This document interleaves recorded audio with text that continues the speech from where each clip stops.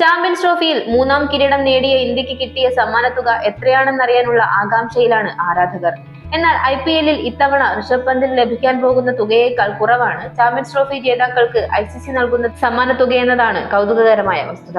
ICC champions trophy ഏകദിന cricket tournament ജേതാക്കളായ Indian ടീമിന് സമ്മാനത്തുകയിൽ ലഭിക്കുക $2.24 മില്യൺ, അതായത് ഏകദേശം 19.45 കോടി രൂപയാണ്.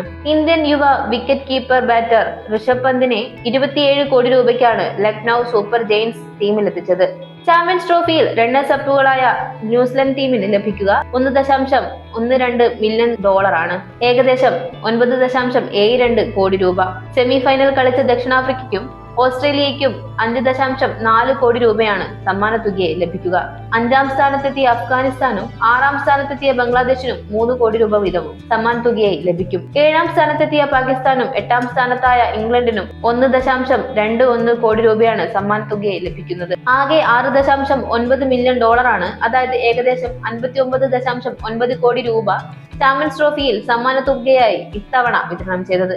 കഴിഞ്ഞ തവണ ചാമ്പ്യൻസ് ട്രോഫിയിൽ വിതരണം ചെയ്തതിനേക്കാൾ 53% തുകയുടെ വർധനവ് ഇത്തവണ സമ്മാനത്തുകയിൽ വരുത്തിയിരുന്നു. 2017 ചാമ്പ്യൻസ് ട്രോഫിയിൽ ആകെ വരുമാന തുക 39.29 കോടി രൂപയായിരുന്നു. ചാമ്പ്യന്മാരായ പാകിസ്ഥാന് $2.2 മില്യൺ ആയിരുന്നു പ്രതിഫലം.